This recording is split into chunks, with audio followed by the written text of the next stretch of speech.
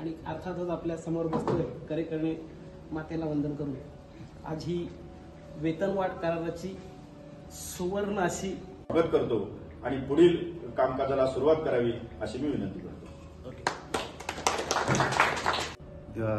आठवड्यातून एक दिवस प्रत्येक गावामध्ये ती आमची ॲम्ब्युलन्स जाईल, प्रत्येकाला प्रत्येक महिन्याच्या ज्या काही गोळ्या आहेत त्या मिळतील, हे एक आम्ही आज या करारातून अचीव करू शकलो। याच्या आधी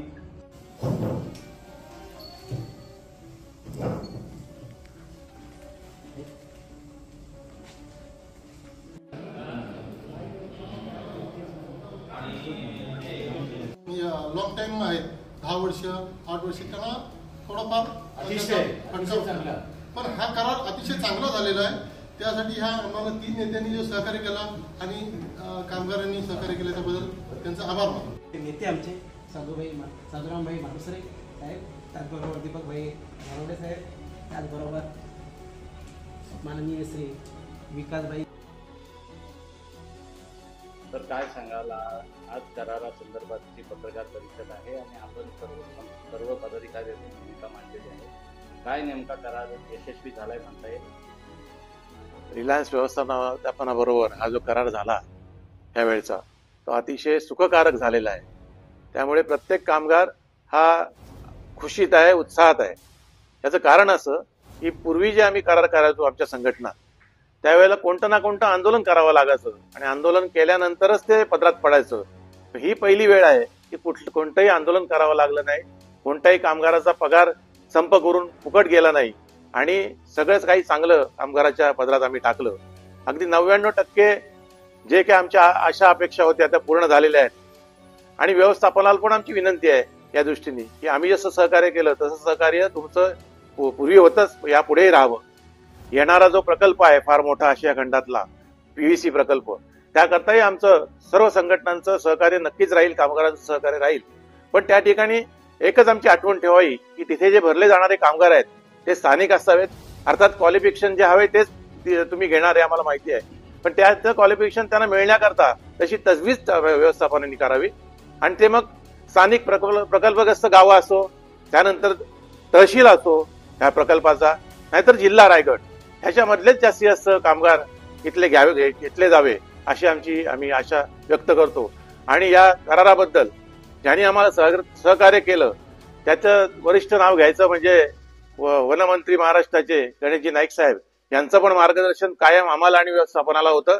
तसेच अलिबाग मुरुडच्या आमदार महेंद्र शेठ दळवी यांचंही मार्गदर्शन आम्हाला आणि व्यवस्थापनाला होतं। त्यांच्या आशीर्वादामुळेच हा करार यशस्वी पार पडलाय, एवढंच मी सांगतो। आणि या अनुषंगाने व्यवस्थापन आणि कामगार संघटना या दोघांच्या सहमताने आज आपण पत्रकार परिषद आयोजित केलेली आहे आणि या पत्रकार परिषदेत तर काय सांगाल, रिलायन्स नागरिकांनी कामगारांसाठी एक कामगार हितार्थ करार झालाय असं या ठिकाणी म्हटलं जात आहे।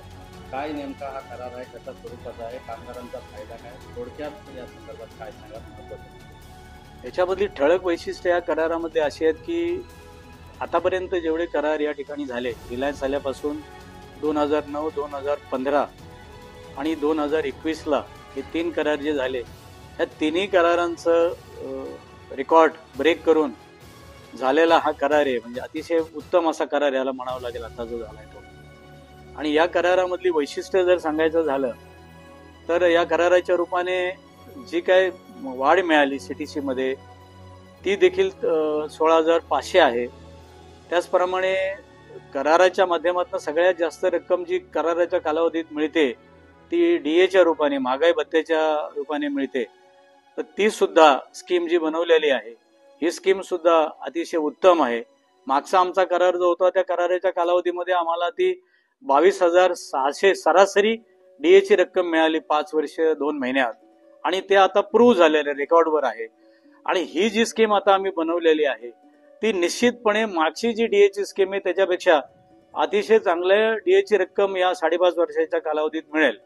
त्याचबरोबर आम्हाला अॅन्युअल इन्क्रिमेंटच्या रूपाने एक 4,500 रुपये या कराराच्या कालावधीमध्ये येतील। म्हणजे थोडक्यात जर आपण बघायचं म्हटलं तर हा करार 16,500 अधिक मूळ आमची जी काय पगार वाढ आहे बेसिक मधली ती 4,1,000 रुपये म्हणजे 20,500 झाले। आणि डीएच्या माध्यमातून मागच्या वेळेस आम्हाला जी 22,600 आली होती, मुळात ती रक्कम आमची 32,000 जो काही आमचा सरासरी बेसिक होता त्याच्यावरती आलेली 22,600 होती. आताचा आमचा सरासरी बेसिक झालेला आहे जवळजवळ 46,000. करार संपेपर्यंत तो निश्चितपणे 50,000 रुपयापर्यंत सरासरी बेसिक गेलेला असेल आणि त्या बेसिकच्या वरती करार संपत असतानाची आमची डीएची रक्कम असेल. म्हणजे तो जर विचार केला तर डीएची रक्कम आम्ही अशी एक्सपेक्ट करतो की साधारणपणे 32,000च्या वरती डीए गेला पाहिजे, 32 ते 35,000पर्यंत या येणाऱ्या या कालावधीमध्ये. म्हणजे मे 2029 पर्यंत तो 32 ते 35,000. आता महागाई प्रिडिक्ट नाही करतायत, पण सर्वसाधारणपणे ट्रेंड असा दिसतोय. त्यामुळे हा जो आमचा करार आहे 5.5 वर्षाचा, हा करार मूळ जरी आता दिसत असला 16,500 किंवा ते आमचं मूळ वेतनामधलं जे काय वाढ आहे बेसिक मधली, ती सगळं पकडून हा साधारणपणे हा करार जो आहे तो 50 ते 55,000च्या आसपास या 5.5 वर्षामध्ये गेलेला असेल. आता या व्यतिरिक्त मेडिकल स्कीम अतिशय चांगली ठेवलेली, बोनस दर वर्षाला 64,000 रुपये प्रत्येकाला मिळणार आहे. इतर जे आमच्या आता मुलांना मोफत शिक्षण आहे, स्थानिक आमची जी भूमिपुत्र आहेत किंवा आमचे कामगार आहेत निवृत्त होतात त्यांच्या मुलांना इतर रोजगार मिळाला पाहिजे. अशा इतर बऱ्याचशा गोष्टी या कराराच्या माध्यमातून त्याचा आम्ही उहापोह केलेला आहे.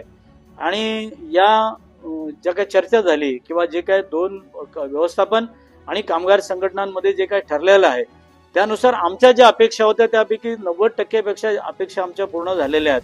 आणि या बाबतीमध्ये आम्ही व्यवस्थापनाला धन्यवाद दिलेला आहे एवढ्या करता की अपेक्षा आमच्या ज्या होत्या त्याची लॉजिकली मांडणी केल्यानंतर त्यांनी कुठेही फारसा आम्हाला टाळाटाळ न करता किंवा विरोध न करता कामगारांची काळजी घेतली, निवृत्त होणाऱ्या कामगारांची काळजी घेतली आणि त्याचप्रमाणे परिसरातल्या सर्व भूमिपुत्रांना, निवृत्त होणाऱ्या कामगारांच्या मुलांना नोकरीचं जे ट्रेंड सुरू केलेला आहे तो भविष्यात कायम ठेवण्याचं आश्वासन देखील आम्हाला व्यवस्थापनाने दिलेलं आहे.